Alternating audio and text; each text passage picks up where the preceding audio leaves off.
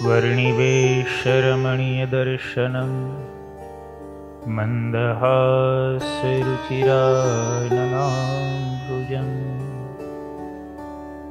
पूजितं सुरनरोत्तमेरमुदा धर्मनन्दनमहं विचिन्तये। वामे यस्य स्थिता राधा श्रीश्च यस्यास्ति वक्षसि वृन्दावनविहारन्तं श्रीकृष्णं हृदि चिन्तये। ॐ अवतारिणे श्री स्वामिनारायणाय नमो नमः। श्री हरिकृष्णाय घनश्यामाय नमो नमः। श्री पूर्णपुरुषोत्तमाय नमो नमः।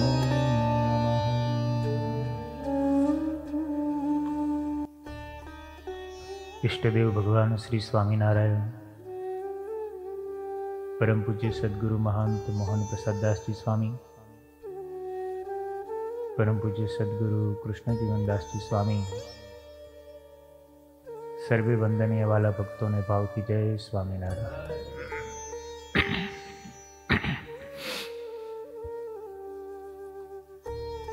पवित्र धनुर्मास में शिक्षापत्री भाष्यनी कथा में આપણે ગઈકાલે 25મો શ્લોક શ્રવણ કર્યો।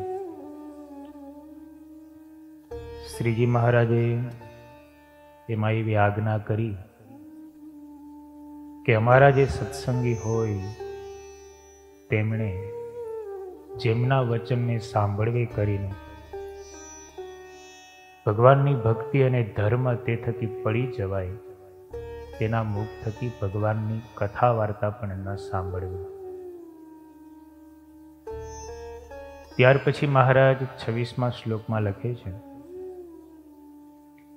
સ્વપર દ્રોહ જનનમ સત્યમ ભાષ્યમ ન કરહિચિત કૃતજ્ઞ સંગસ ત્યક્તવ્યો લુંચા ગ્રાહ્યા ન કસ્યચિત। આ શ્લોકમાં શ્રીજી મહારાજે 3 આજ્ઞાઓ કરી છે। અમારા જે આશ્રિત સત્સંગી હોય એમણે જે સત્ય વચન બોલવે કરીને પોતાનો કે પારકો દ્રોહ થાય એવું સત્ય વચન પણ ન બોલવું। બીજી આજ્ઞા શ્રીજી મહારાજે એ કરી કે કૃતજ્ઞ માણસનો ક્યારે સંગ ન કરવો, એમનાથી હંમેશા દૂર રહેવું। અને ત્રીજી આજ્ઞા મહારાજે કરી કે કોઈ પણ પ્રકારની ક્યારે લાંચ ન લેવી, દેવી નહીં એવું કીધું એટલે સારું, આપણા કામ થાય, નહીતર કામ થાય એમ નથી। લેવી નહીં, દેવાની ના પાડી હોત તો વિચાર કરવો પડે।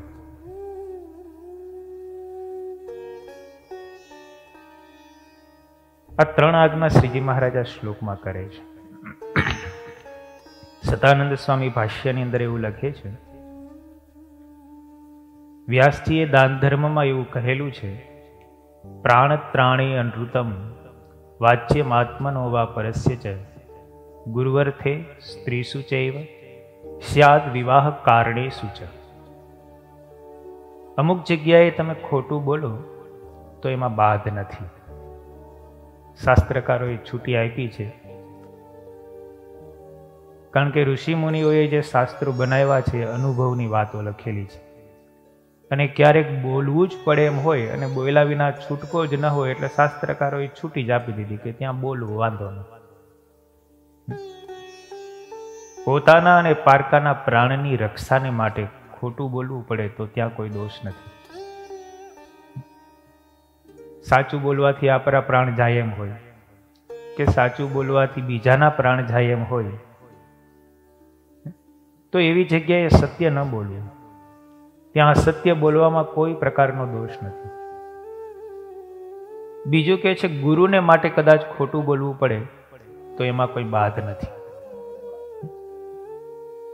ગુરુને માટે પણ ખોટું બોલવું પડે તો પછી વારે વારે ગુરુને માટે ખોટું ન બોલાય. પછી સ્ત્રીની આગળ ખોટું બોલવું. સ્ત્રીની આગળ ખોટું બોલવામાં કોઈ દોષ નથી. બહુ સાચી વાત ન કરે. સાચી વાત કરીએ તો આપણું રહસ્ય છૂટું થઈ જતું હોય, બધું ખુલ્લું પડી જતું હોય. બધી સાચી વાત સ્ત્રીને ન કરવી. તથા વિવાહ કાજની અંદર કદાચ ખોટું બોલવું પડે તો વાંધો નહીં. ખોટું બોલ્યા વગર તો વિવાહ થાય એમ જ ન હોય. સાચું કઈ એમ થોડું કહેવાય અમારો છોકરો દારૂડિયો છે, અમારો છોકરો માંસ મટન ખાય છે, ઈંડા ખાય છે, સિગારેટ પીવે છે. જેવું હોય એવું તો કહેવાય જ નહીં. અમારો છોકરો રેઢિયાર છે, રેખડું છે, કેટલાયના ઘર ભાંગી આવે છે, એવું કંઈ કહેવાય નહીં. હોય એવું તો કહેવાય જ નહીં. કારણ કે એ સમયે તો ખોટું જ બોલાય તો જ લગ્ન પ્રસંગ થઈ શકે તેમ હોય. એટલે ત્યાં ખોટું બોલવામાં કોઈ દોષ નથી. આપત ધર્મની અંદર પણ કહ્યું છે કે મસ્કરીમાં કદાચ તમે ખોટું બોલો તો દોષ નથી. મિત્ર મંડળ હોય, સમવયસ્ક હોય અને એ સમયે કદાચ રમત રમતમાં તમે મિત્રો આગળ ખોટું બોલો તો એમાં કોઈ પ્રકારનો બાદ નથી. આપત ધર્મમાં પણ સ્ત્રીની આગળ અને વિવાહની આગળ ગુરુને માટે ખોટું ન બોલવું, એ ત્રણ તો લીધા જ પાછા. પછી લખ્યું કે પોતાની જીવિકાને માટે પણ ખોટું બોલાય તો એમાં દોષ નથી. તમે જે કોઈ વ્યવસાય કરતા હોય એમાં ખોટું બોલવાનું થતું જ હોય અને બોલવું જ પડે. અનાજ કરિયાણાની કે કટલેરીની કે તમારે કોઈ પણ પ્રકારની શોપ હોય, દાખલા તરીકે તમને 25 રૂપિયાની કિલો ખાંડ બજારમાંથી આવી છે અને 30 રૂપિયાની વેચો તો ગ્રાહકને તમારે એમ જ કહેવું પડે, ભાઈ મારે 29 રૂપિયાની આવી છે, ખાલી 1 રૂપિયો કિલો મળે છે. એમ તો ન કહેવાય 5 રૂપિયા મળે છે. એ સમયે તમારે વ્યવસાયને માટે પણ ખોટું બોલવું જ પડે તો આપણું ઘર ચાલે, નહીતર ઘર કેમ ચાલે, ધંધો ચાલે. એટલે એવી જગ્યાએ ખોટું બોલવામાં કોઈ દોષ નથી. વળી ભાગવતમાં પણ કહ્યું છે, સર્વમ નેત્યુનૃતમ બ્રુયાત સ દુષ્કૃતિ શ્વસન મૃતમ. જે સર્વ જગ્યાએ ખોટું બોલે છે ને એ તો મરેલા સમાન છે. બધે જ ખોટું ન બોલવું. શાસ્ત્રમાં જેટલી જગ્યાએ ખોટું બોલવાનું કહ્યું હોય ત્યાં ખોટું બોલે એનો દોષ નથી. પણ બધી જ જગ્યાએ હાલતા ચાલતા પછી ખોટું બોલવા માંડે તો એ માણસ તો મરેલા સમાન જ કહ્યો છે. સ્ત્રીસો નર્મ વિવાહે ચ વૃત્યર્થમ પ્રાણ સંકટે ગો બ્રાહ્મણાર્થેષુ હિંસાયામ ના નૃતમ સ્યાત જુગુપ્સિતમ. વળી ભાગવતમાં લખે છે, સ્ત્રીની આગળ મસ્કરીમાં, વિવાહમાં, જીવિકાને અર્થે પ્રાણ સંકટમાં હોય ત્યારે ગાયને માટે, બ્રાહ્મણને માટે કદાચ કોઈ જગ્યાએ હિંસા થતી હોય તો ત્યાં ખોટું બોલવામાં કોઈ પ્રકારનો દોષ નથી, એમ ભાગવતમાં પણ કહ્યું છે. સતાનંદ સ્વામીએ બીજા અનેક સદગ્રંથોમાંથી, સ્મૃતિઓમાંથી પ્રમાણો લઈ અને શિક્ષાપત્રી ભાષ્યમાં ટાંક્યા છે. પણ દરેક જગ્યાએ 3 વસ્તુ તો આવે. વિવાહમાં ખોટું બોલવામાં વાંધો નહીં, સ્ત્રી આગળ ખોટું બોલવામાં વાંધો નહીં અને ગુરુને માટે ખોટું બોલવામાં વાંધો નહીં. એમના માટે શું કામ એને? તો કે સ્ત્રીના પેટમાં કોઈ દિવસ વાત ન રહે. ધર્મરાજાનો શ્રાપ છે એટલા માટે. માં કુંતાજીનું સંતાન પેલું કર્ણ હતું.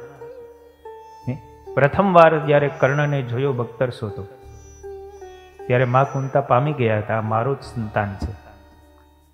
પણ લાજ મર્યાદાને ખાતર અને પોતાની આબરૂ ન જાય એટલા માટે એણે વાત છુપાવી રાખી, કોઈને પણ ન કહી. મહાભારતનું યુદ્ધ થયું ત્યાં સુધી પોતાના પુત્રોને પણ વાત ન કહી. અને 13મા દિવસે જ્યારે મહાભારતના યુદ્ધમાં કર્ણ મરાયો ત્યારે માં કુંતા રાત્રિના સમયે કર્ણનું મૃત શરીર જ્યાં પડ્યું હતું ત્યાં આવી એને ખોળામાં લઈને પોકે પોકે રડે છે. 5 પાંડવો ગોતે છે કે માતા ગયા ક્યાં. શોધતા શોધતા આવ્યા તો કર્ણને ખોળામાં લઈ અને ચોધાર આંસુએ રડે છે.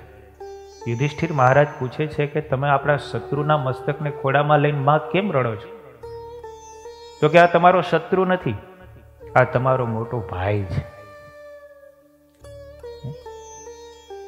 એ સમયે મૃત્યુ પામ્યા પછી કુંતાજી સત્ય વાત કરે છે.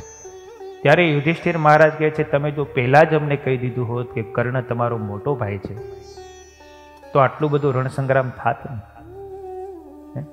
અમે બધું જ અમારા ભાઈને સોંપી દે અને અમારો ભાઈ જ્યારે સામે પક્ષે જ છે અમે જ એને કહેત કે તમે અમારા ભાઈ છો તો અમારે યુદ્ધ કરવાનો કોઈ પ્રશ્ન જ નહોતો. કારણ કે દુર્યોધન કર્ણના બળ ઉપર તો લડતો હતો. એ કર્ણ જ જો એની પરખે ન હોત, એની પાસે ન હોત તો પછી યુદ્ધ થાત જ નહીં. તમે આજે રહસ્ય છુપાવી રાખ્યું એના પરિણામ સ્વરૂપે આજે લાખો માણસો મૃત્યુને શરણે થયા છે. યુધિષ્ઠિર મહારાજને ક્રોધ ચડ્યો અને પોતાની માતા કુંતાજીને શ્રાપ આપી દીધો કે આજથી સમગ્ર જગતની સ્ત્રીઓના હૃદયમાં એક પણ ગુપ્ત વાત નહીં રહે અને જેવું હોય એવું કહી દે. એટલે શાસ્ત્રકારોએ એ ના પાડી કે સ્ત્રીઓને ક્યારેય પણ સત્ય વાત ન કરવી, એની પાસે જૂઠું બોલવામાં કોઈ પ્રકારનો દોષ નથી. બીજું, હિંસા થતી હોય ત્યારે, કોઈકના પ્રાણ સંકટમાં હોય, પોતાના પ્રાણ સંકટમાં હોય. એક ઋષિમુનિ જંગલની અંદર તપ કરતા હતા. એટલે એક શિકારી હરણની પાછળ શિકાર કરવા માટે નીકળ્યો. હરણ આગળ, શિકારી પાછળ. એમાં હરણ એક ગીચ ઝાડી હતી એમાં છુપાઈ ગઈ. ઋષિમુનિ તપ કરતા હતા, એની નજર હરણ સામે ગઈ. હરણ જે ઝાડીમાં છુપાયું એમણે જોયું, પણ પાછળ દોડતો દોડતો શિકારી આવ્યો. શિકારી આસપાસ જોયું, હરણ ક્યાંય દેખાણું નહીં, ઝાડીમાં છુપાઈ ગયું. એટલે એમણે ત્યાં મહાત્મા જે મુનિ બેઠા હતા એમને હાથ જોડીને પૂછ્યું કે હું શિકારી છું ને મારો શિકાર છૂટી ગયો છે, તમે હરણ અહીંયા ક્યાંય જોયું છે? હવે એ સમયે જો ઋષિમુનિ સત્ય બોલે તો ઋષિને ખોટું બોલે? એક બાજુ એમ કે છે સત્યમ વદ ધર્મમ ચર, વેદની શ્રુતિ કહે છે. પણ ઋષિ એ શાસ્ત્ર પ્રમાણે વાત કરી કે જો હું અત્યારે સત્ય બોલીશ તો આ હરણને મારી નાખશે. મારા સત્ય બોલવાથી હરણનું મૃત્યુ થતું હોય તો મારે એ સમયે સત્ય બોલાય નહીં. એટલે ઋષિએ કહ્યું કે મને ખબર નથી, કદાચ બીજી દિશા તરફ જતું રહ્યું હતું, અહીંયા ક્યાંય છે નહીં. અને તરત જ પેલો શિકારી જતો રહ્યો. ઋષિના અસત્ય બોલવાથી હરણ બચી ગઈ.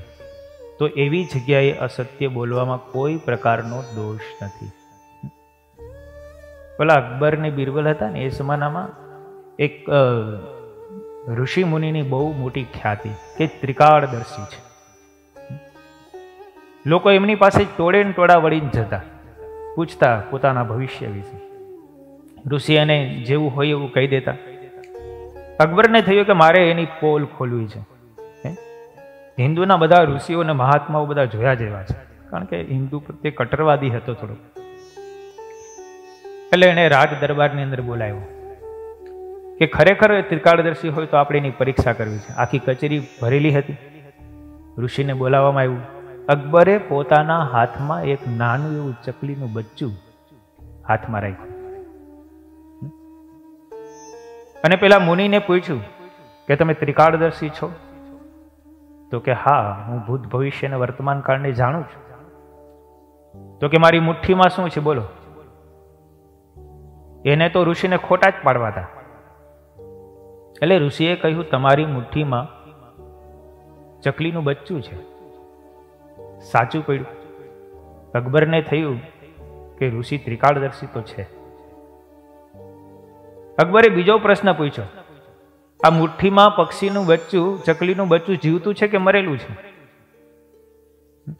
અકબરની દાનત શું હતી? ખોટા પાડવાની. હવે ઋષિ જો એમ કે મરેલું છે તો મુઠ્ઠી ખોલી નાખે તો ઉડી જાય તો જીવતું નીકળે, અને એમ કે જીવતું છે તો દબાવીને મારી નાખે. અકબરને તો ગમે તેમ કરીને ખોટા પાડવા હતા. પણ એ સમયે મુનિએ વિચાર કર્યો કે મારે બચ્ચાને જો બચાવવું હોય તો મારે અત્યારે ખોટું બોલવું પડશે. મુઠ્ઠીમાં બચ્ચું જીવતું જ છે, પણ હું એમ કહીશ કે મરેલું છે તો એને છોડી મૂકશે, અને જો મેં જેવું છે એવું કહીશ જીવતું જ છે તો એ મુઠ્ઠી દબાવીને મારી નાખવાનો છે. એટલે ઋષિએ કીધું કે તમારી મુઠ્ઠીમાં જે બચ્ચું છે ને મરેલું છે. અકબરે મુઠ્ઠી ખોલી, બચ્ચું ઉડી ગયું. અકબરે અને બધા દરબારીઓ બેઠા હોય એને ઠેકડી ઉડાડી ઋષિને. ઋષિ કે મને ખબર જ હતી કે તમે મારી ઠેકડી ઉડાડવાના જ છો, તમારે મને ખોટા જ પાડવા છે ને. પણ મારા ખોટા બોલવાથી અને મારા ખોટા પડવાથી એક પક્ષી બચતું હોય તો મને માન્ય છે. એટલે એવા સમયે અસત્ય બોલવામાં કોઈ પ્રકારનો દોષ નથી. પણ જો આપણે વારે વારે ખોટું બોલીએ ને તો કોઈ આપણો વિશ્વાસ કરે નહીં. લોકો શું કે ભાઈ આ ખોટો માણસ છે, એનો બહુ વિશ્વાસ કરાય નહીં, એ હાલતા ચાલતા ખોટું જ બોલ્યા રાખતો. એકવાર પ્રતિષ્ઠા અને આબરૂ ગયા પછી પાછી ઘડીકમાં મળતી નથી. માટે અસત્ય વારે વારે ન બોલે.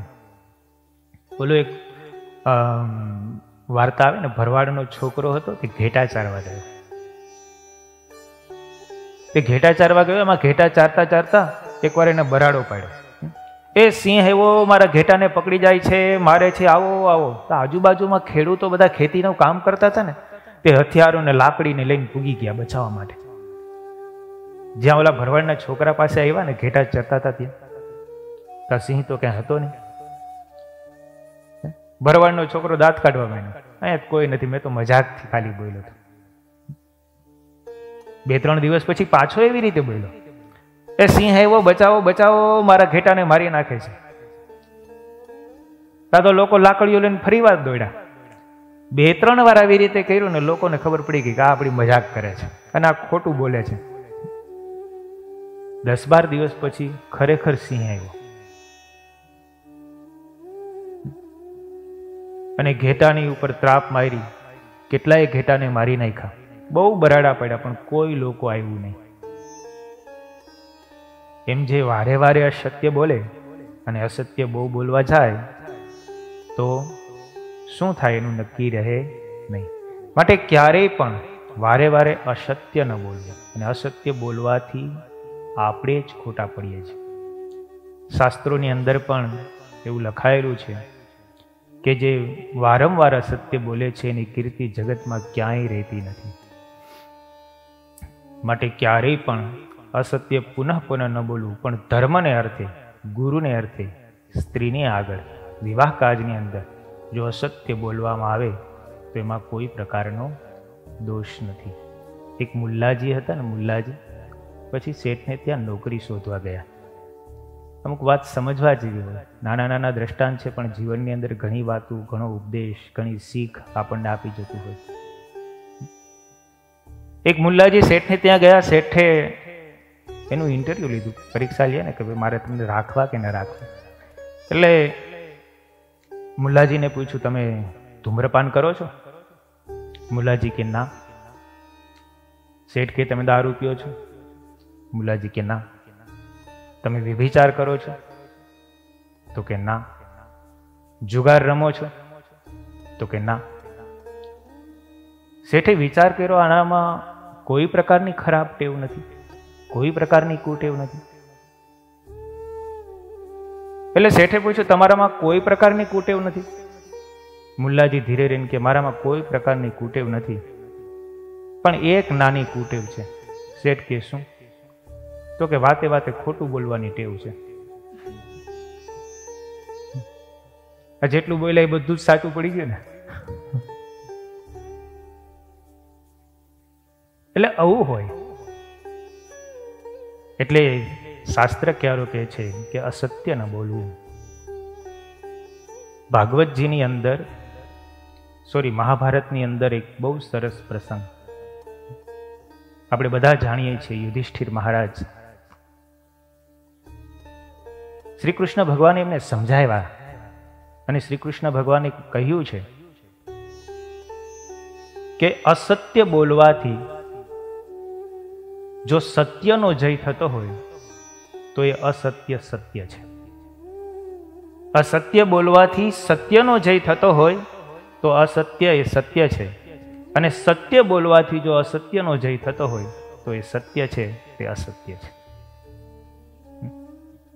માટે બહુ બોલતી વેળાએ સમય, સંજોગો, પરિસ્થિતિ અને જે આપણે બોલીએ છીએ એની પાછળનું પરિણામ જ્યારે આપણે જાણીએ ને ત્યારે આપણે સત્ય અને અસત્યના વિવેકને પારખી શકીએ. ત્યાં સુધી આપણે સત્ય અને અસત્યના વિવેકને પારખી ન શકીએ. મહાભારતના યુદ્ધની અંદર 9મા દિવસે ભીષ્મ પિતામહ બાણસૈયા ઉપર ઉઠી ગયા. 10મા દિવસે ગુરુ દ્રોણાચાર્યને સેનાપતિ તરીકે નિયુક્ત કર્યા. 11મો દિવસ આવ્યો અને ગુરુ દ્રોણાચાર્યએ એવો કચ્ચર ઘાણ બોલાયો, પાંડવોના સૈનિકો મરણને શરણ થવા લાગ્યા. આજ પાંડવોનો પરાજય નિશ્ચિત છે એવું નક્કી થઈ ગયું કે ગુરુ દ્રોણાચાર્ય આ વખતે કાળો કેર વર્તાયો છે. શ્રી કૃષ્ણ ભગવાને નક્કી કર્યું કે જો આ ગુરુ દ્રોણાચાર્યના હાથમાંથી શસ્ત્ર મુકાવવામાં નહીં આવે તો આજે પાંડવોનો સૂર્યાસ્ત સુધીમાં પરાજય નક્કી છે. એટલે શ્રી કૃષ્ણ ભગવાને અર્જુનને, ભીમને, યુધિષ્ઠિર મહારાજને, ત્રણેય મુખ્ય યોદ્ધાઓને કહ્યું કે આ કોઈ પણ સંજોગે ગમે તે રીતે ગુરુ દ્રોણના હાથમાંથી શસ્ત્ર મુકાવવું જોઈએ.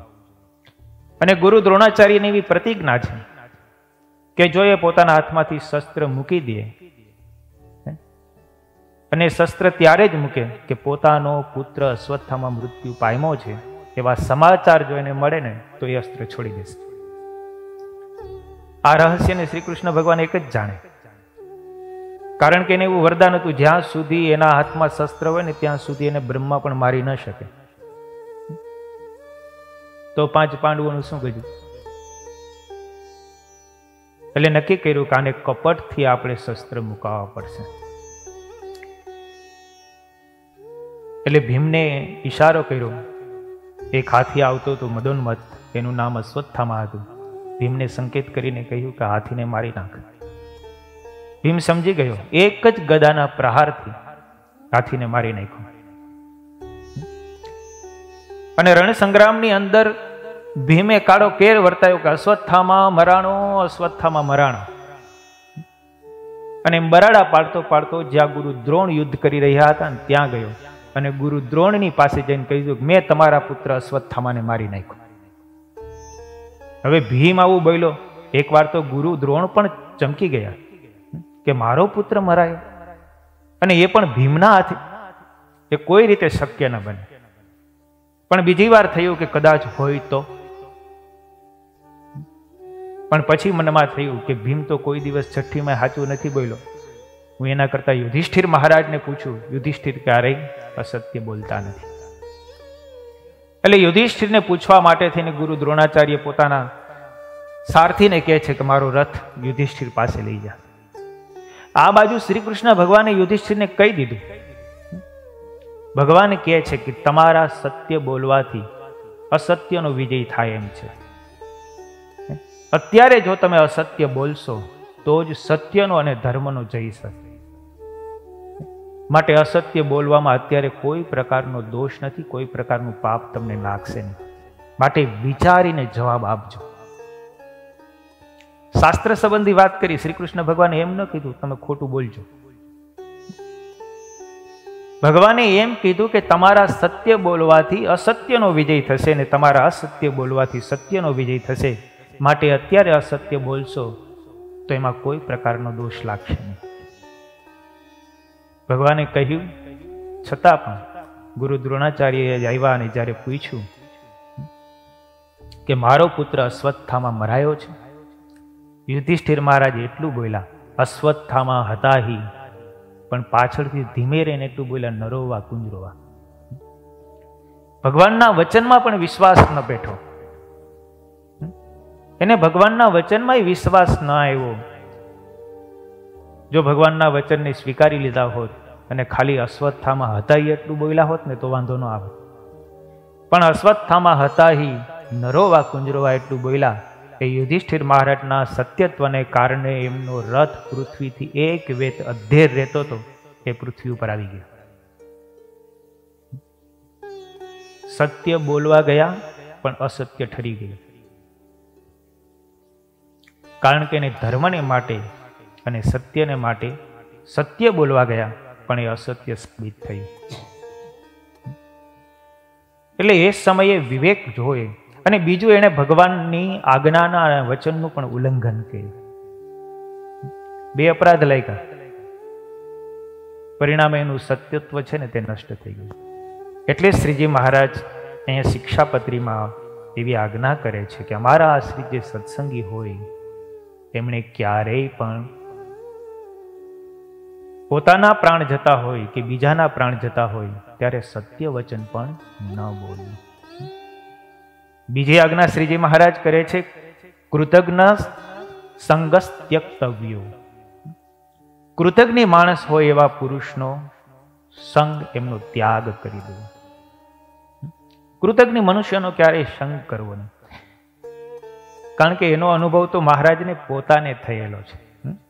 શ્રીજી મહારાજ પ્રથમ પ્રકરણના 10મા વચનામૃતમાં લખે છે, મહારાજ કે અમે વેંકટાદ્રીથી રામેશ્વરને માર્ગે જતા હતા. ત્યાં અમને સેવકરામ નામે એક સાધુ માર્ગમાં મળ્યો. મહારાજ કે માંદો હતો. શરીરે એમને લોહીખંડ પેટ બેસણું થયું. સેવાનો કરનારો કોઈ નહીં. શ્રીમદ ભાગવત આદિ પુરાણને ભણેલો હતો. મહારાજને દયા આવી. મહારાજ કે અમે એની સેવા કરીએ. તે સેવક રામને કહ્યું, તમારી ચાકરીનો કરનારો કોઈ નથી તો હું તમારી ચાકરી કરું. 1000 રૂપિયાની સોના મોહર એમની પાસે હતી. પોટલી પોતાની પાસે જ રાખી, અળગી થવા જ દે નહીં. આ વર્ણિરાજ લઈ જશે તો. મહારાજ કે પછી તો અમને ગામની બહાર એક ફૂલવાડી હતી, એમાં કેળના પાન એકત્રિત કરીને એક હાથ ઊંચી પથારી કરી આપી. વારે વારે બહિર્ભૂમિ જાય, શરીરમાં અશક્તિ, એટલે પાંદડું જેવું ખરાબ થાય એટલે પાંદડું એક લઈ જાય એટલે બીજું પાંદડું નીચે સાફ હોય. એક હાથ ઊંચી પથારી કરી. મહારાજ કે એવી રીતે અમે એની સેવા કરી.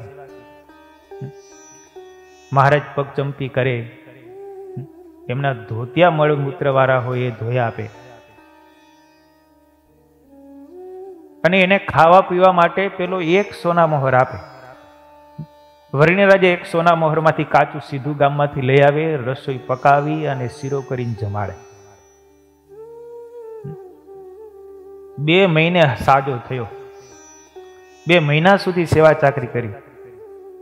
મહારાજ કે પોતા પૂરતું મગાવે. અમે રસોઈ કરીને જમાડીએ તો પણ કોઈ દિવસ એમ અમને કહ્યું નહીં કે તમે પણ અમભેળા જમો. મહારાજે એવો શબ્દ લખ્યો, અમારી સાથે તમે જમી લો એમ તો કોઈ દી ન કીધું.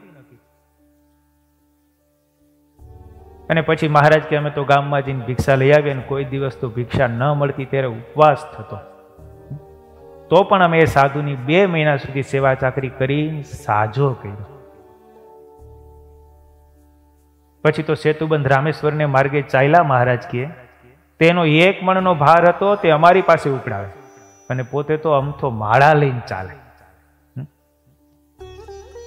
પણ અમને કોઈ દિવસ એમ ન કહ્યું, અને કોઈ દિવસ સાથે જમવાનું પણ ન કહ્યું.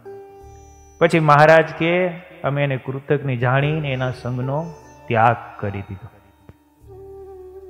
એટલે મહારાજે શિક્ષાપત્રીમાં લખી નાખ્યું. 7 વર્ષના અનુભવો જ બધા મહારાજે શિક્ષાપત્રીમાં લખ્યા છો.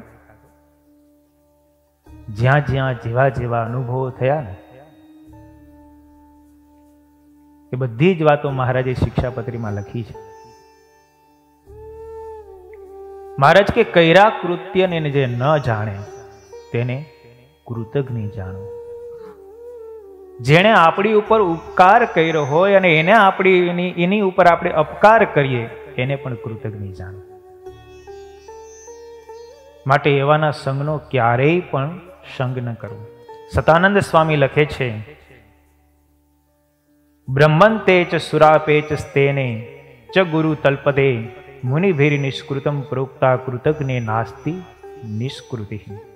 દેવલ ઋષિ એવું કહે છે કે બ્રહ્મ હત્યાનો કરનારો હોય, મદિરાનું પાન કરનારો હોય, ચોરી કરનારો હોય કે ગુરુ સ્ત્રીનો સંગ કરનારો હોય, એટલાનું તો શાસ્ત્રોમાં પ્રાયશ્ચિત કહ્યું છે, પણ કૃતજ્ઞ મનુષ્ય હોય ને એનું તો શાસ્ત્રોમાં પણ પ્રાયશ્ચિત કહ્યું નથી.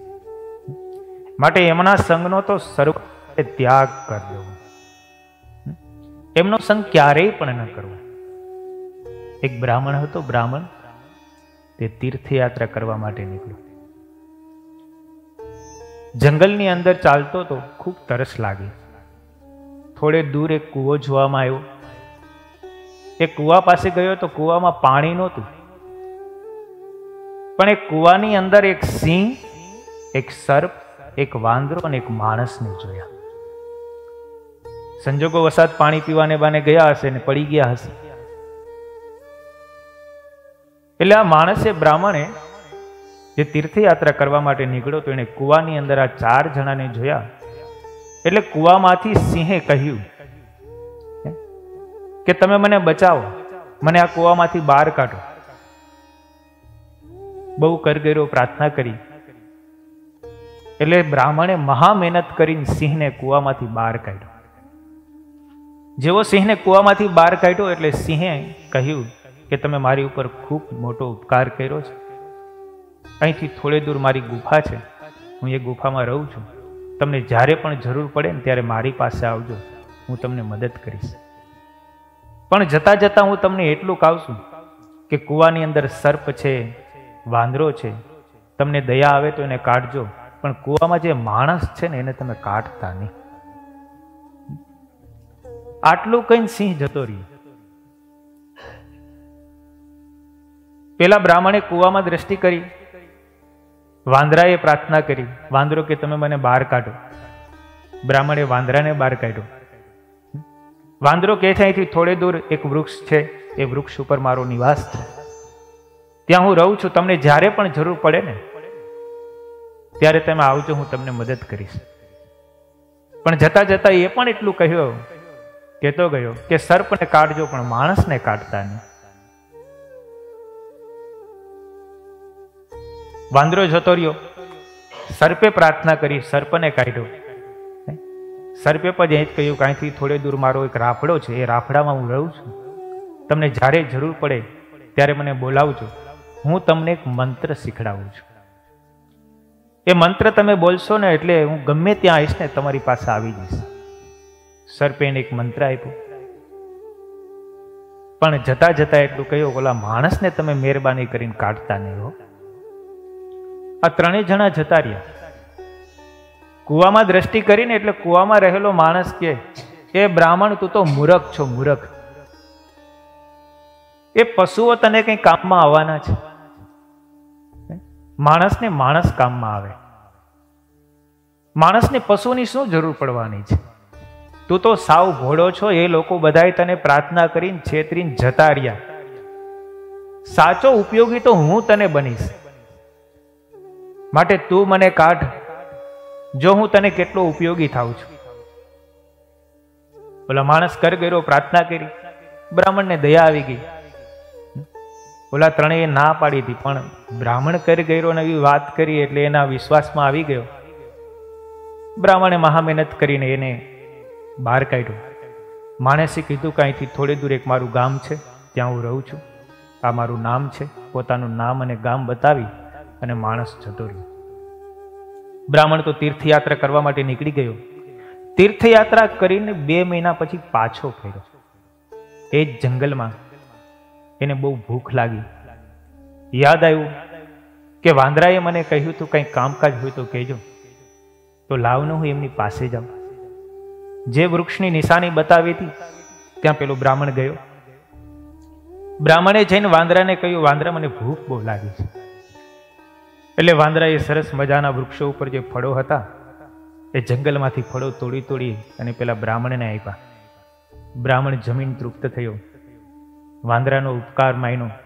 વાંદરો કહે છે, તમે મને બહાર કાઢ્યો અને તમને ન જમાડું તો હું કૃતજ્ઞ ઠેરાવ.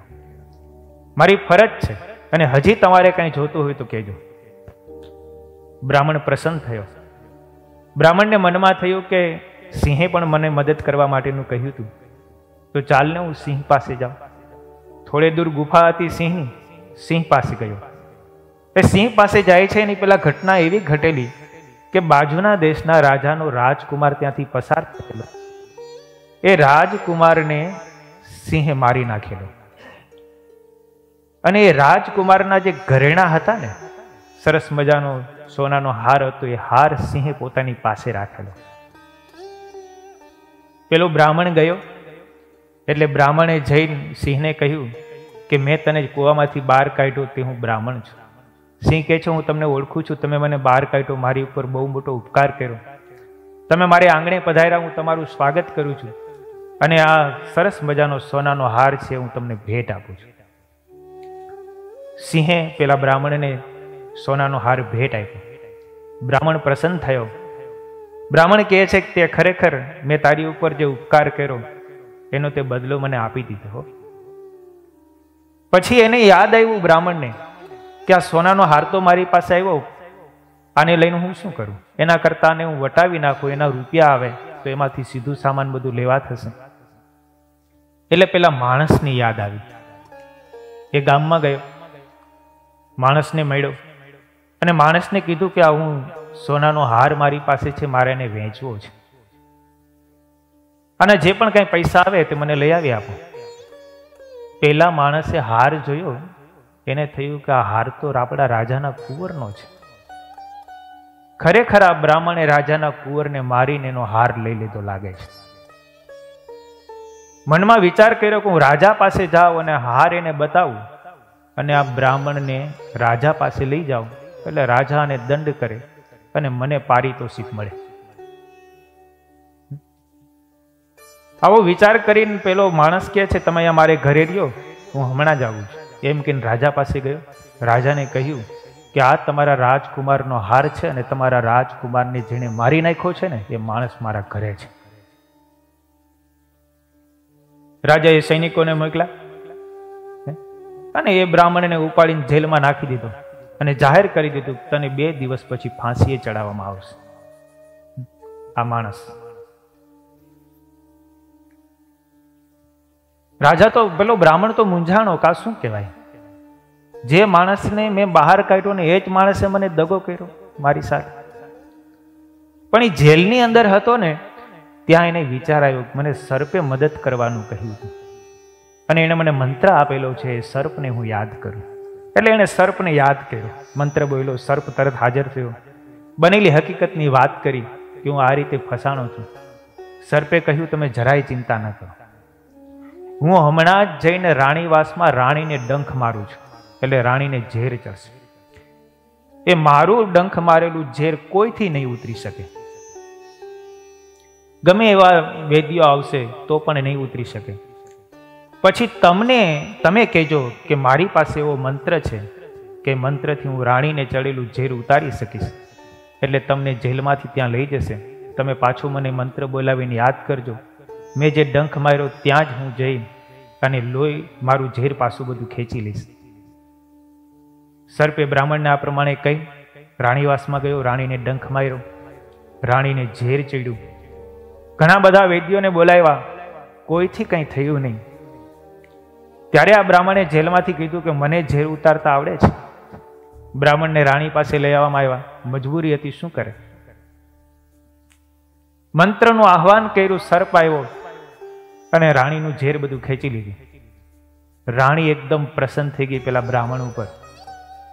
એને જે સજા કરવામાં આવી હતી ને રાણીએ બધી સજા માફ કરી દીધી, જાઓ. પછી રાજાએ પેલા બ્રાહ્મણને પૂછ્યું કે આ હાર તમે ક્યાંથી લાવ્યા છો? તમે મારા પુત્રને શું મારી નાખ્યો છે? ત્યારે પેલા બ્રાહ્મણે બધી હકીકત કહી કે મેં માર્યો નથી, પણ મારો મિત્ર એક સિંહ છે, એમણે એને મારી નાખેલું અને એમણે મને હાર આપેલો છે. જંગલમાં લઈ ગયા, ત્યાં એમનું હાડ પિંજર બધું પડ્યું હતું. એ જોયું, સાબિત થયું, રાજાએ પેલા જે માણસ હાર લઈને આવ્યો હતો ને એ માણસને પકડીને એમને ફાંસીની સજાએ ચડાવી દીધો, અને બ્રાહ્મણ છે તે મુક્ત થયો. એટલે કૈરા કૃત્યને જે ન જાણે ને એને કૃતજ્ઞ જાણવું. બ્રાહ્મણે તો બિચારે પરોપકાર કર્યો હતો, કુવામાંથી કાઢ્યો હતો, પણ આ માણસે શું કર્યું? એટલે કોઈ હોય આપણી ઉપર ઉપકાર કરતો હોય તો એની ઉપર ક્યારેય પણ અપકાર કરવો જોઈએ નહીં. અને જો અપકાર કરે તો બહુ મોટો દોષ લાગે છે. બોલે એક ઉંદર હતો ને, ઉંદર એક ખંડેરાવ મકાન હતું, એ મકાનની અંદર બેઠો હતો. પણ એટલી બધી વૃષ્ટિ થઈ, વરસાદ થયો, અને વરસાદમાં આખો ઉંદર એકદમ પલળી ગયો, એકદમ ઠંડી ચડી. એવામાં હંસ ઉડતો ઉડતો આવ્યો અને ત્યાં બેઠો. એની નજરે પેલો ઉંદર આવ્યો. એટલે ઉંદર આવ્યો ને એટલે એમ થયું કે આ મરી જશે ઠંડીનો, તો લાવને એને મારી પાંખમાં થોડોક ગરમાવો આપો. હંસે લઈને એને પોતાની પાંખમાં રાખ્યો. ઉંદરને તો મજા આવી, સરસ મજાના રૂછાને ગરમાવો મળ્યો. એટલે ઉંદર ધીરે ધીરે એકદમ સ્વસ્થ થયો. ને એટલે ઉંદરે પોતાનો સ્વભાવ બતાવ્યો. શું? ફૂંક મારતો જાય ને કાપતો જાય, ફૂંક મારતો જાય ને કાપતો જાય. થોડી વારમાં પેલા હંસની પાંખ કાપી નાખી. હંસ જ્યાં ઉડવા માટેની તૈયારી કરે તો એક પાંખ કપાયેલી. આવા હોય એની ઉપર ઉપકાર કરાય? એટલે કીધું કે આવા કૃતજ્ઞ મનુષ્યને આપણે એની ઉપર ઉપકાર કરવા જઈએ ને તો આપણી જ પાંખ કપાય, આપણા જ પગ કપાય. માટે એનો ક્યારેય, ઓલી ભણવામાં આપણે એક વાર્તા આવતી, એક ડાળી ઉપર કાગડો ને હંસ બેઠા હતા. કાગડાએ કીધું હાલ આપણે ઉડવાની હરીફાઈ કરીએ. ચોથા પાંચમાં વાર્તા આવે કે હાલ આપણે ઉડવાની હરીફાઈ કરીએ. હંસ કે ભાઈ તમે અમને ન પહોંચી શકો, અમે તો માન સરોવર સુધી અહીંથી ચાલ્યા જઈએ તો એમને થાક ન લાગે. કાગડો કે શું વાત કરો છો, ચાલો આપણે હરીફાઈ કરીએ, જોઈએ કોણ પહોંચે છે. હંસ કે સારું, ચાલો અહીંથી સમુદ્રમાં આપણે 2 કિલોમીટર જઈએ ને ત્યાંથી પાછા અહીં આવશું. કાગડા ને હંસ બે હરીફાઈ કરી, 2 જણા ઉડ્યા. 1.5 કિલોમીટર જેવું આવ્યો ને તો કાગડો રામ રમી ગયો, સમુદ્રમાં ડૂબવા લાગ્યો, મરું થઈ ગયો. હંસને કીધું કે મને બચાવજે, નહીતર મારા પ્રાણ જશે. હંસને દયા આવી, હંસે પોતાની ઉપર બેસાડ્યો, પીઠ ઉપર, અને પાછો વળ્યો. જ્યાં વૃક્ષ હતું ત્યાં આવતા હતા, થોડુંક વૃક્ષ દૂર રહ્યું ને તો કાગડાનો થાક ઉતરી ગયો. એટલે કાગડો હડહાટ ઉડીને વૃક્ષ ઉપર બેસી ગયો, ઉપલી ડાળીએ બેઠો. હંસ તો બિચારો થાક્યો તો એક તો એને ઉપાડીને લાવ્યો, અને એ નીચલી ડાળી ઉપર બેઠો. એટલે કાગડો એ હંસ ઉપર ચરકો અને ચરકીને ઉડીને જતો રહ્યો.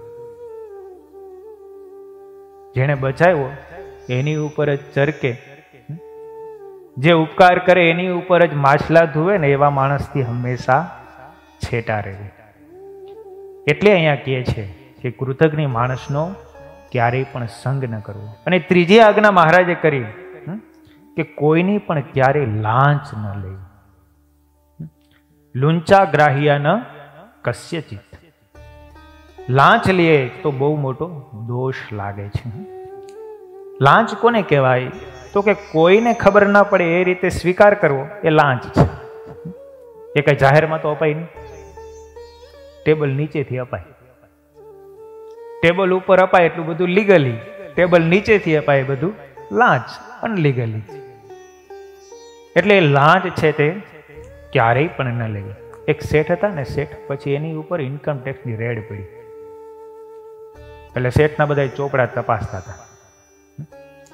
ઇન્કમ ટેક્સ વાળા ચોપડા તપાસતા હતા ને, એમાં વારે વારે અમુક પાના ફરે ને એટલે પાછું આવે કૂતરાની જલેબીના.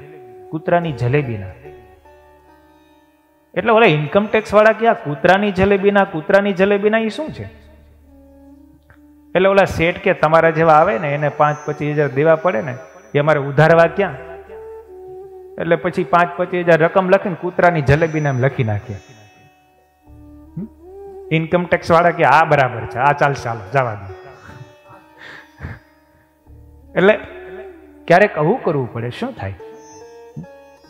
એટલે મહારાજ કે કોઈની પણ લાંચ લેવી નહીં. લોભ છે ને, લોભ એ લાંચ લેવામાં માણસને મજબૂર કરતો હોય. એક બ્રાહ્મણ હતો ને, છેલ્લું દ્રષ્ટાંત, ભણીને આવ્યો. એના બાપે કીધું તું પાપનો બાપ ભણ્યો છો? તો કે પાપનો બાપ તે શું? તો કે ભણી આવ પેલા જા. પાછો ગયો, જતો તો એમાં રાત્રિ પડી, એક વેશ્યાનું મકાન હતું, વેશ્યાના મકાનમાં ઉતરો.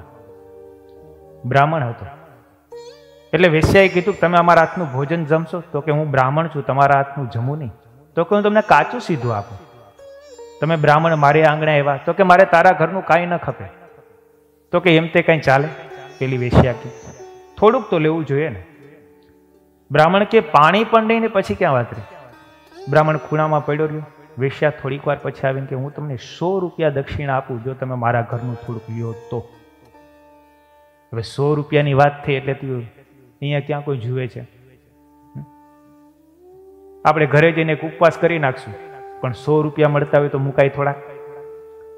100 રૂપિયામાં સહમત થયો, કાચું સીધું લઈને પેલી આવી. હજી મૂકે ન મૂકે ને ત્યાં પેલી વેશ્યાએ પાછું કીધું હું તમને 200 રૂપિયા દક્ષિણા આપું જો તમે મારા હાથનું રાંધેલું ખાવ ને તો. પેલો બ્રાહ્મણ કે કાંઈ વાંધો નહીં, લઈ આવો ને, 2 ઉપવાસ કરી નાખશું, પ્રાયશ્ચિત થઈ જશે એટલે પૂરું. પેલી રસોઈ કરીને લઈ આવી, બ્રાહ્મણ આગળ મૂકી. પેલો બ્રાહ્મણ જમવાની તૈયારી કરે ને ત્યાં પેલી વેશ્યાએ પાછું કીધું તમે જો મારા હાથનો એક કોળિયો લ્યો ને તો તમને 500 રૂપિયા દક્ષિણા આપું. તમારા જેવા બ્રાહ્મણને મારા હાથે ક્યાંથી જમવા મળે? અને મારા બહુ મોટા પુણ્ય કહેવાય. 500 રૂપિયા દક્ષિણા સાંભળીને એટલે એમ થયું કે 500 રૂપિયા કાંઈ વાંધો નહીં, એક ચાંદ્રાણ કરી નાખશું, પણ 500 રૂપિયા ભલે આવે. થાળીમાંથી રોટલીનું બટકું લઈને શાકમાં બોળીને પેલી વેશ્યા દેવા માટે જાય ને, ઓલાએ મોઢું પોડું કર્યું. વેશ્યાએ બટકું નીચે મૂકીને એક થપાટ મારી. 500 રૂપિયા માટે થઈને તું મારા હાથનું ખાવા તૈયાર થયો છો? તારે તું જે શીખવા માટે જા છો ને એ આ શું? પાપનો બાપ લોભ છે. લોભ આવે ને ત્યારે માણસ ન કરવાનું પણ કરે. એટલે ક્યારેય પણ કોઈની લાંચ ન લેવી. એટલે શ્રીજી મહારાજે આ શિક્ષાપત્રીના 26મા શ્લોકની અંદર એવું કહ્યું કે અમારા આશ્રિત જે સત્સંગી હોય તેમણે પોતાનો કે પારકો દ્રોહ થતો હોય ત્યારે સત્ય વચન પણ ન બોલવું, કૃતજ્ઞ માણસનો ક્યારેય સંગ ન કરવો અને ક્યારેય પણ કોઈની લાંચ લેવી નહીં. આ પ્રમાણે શ્રીજી મહારાજ આ શ્લોકમાં આજ્ઞા કરી. સહજાનંદ સ્વામી મહારાજની જય. સ્વામી નારાયણ નારાયણ નારાયણ, સ્વામી નારાયણ નારાયણ નારાયણ, સ્વામી નારાયણ સ્વામી નારાયણ, સ્વામી નારાયણ સ્વામી નારાયણ, સ્વામી નારાયણ નારાયણ નારાયણ, સ્વામી નારાયણ નારાયણ નારાયણ. સહજાનંદ સ્વામી મહારાજ.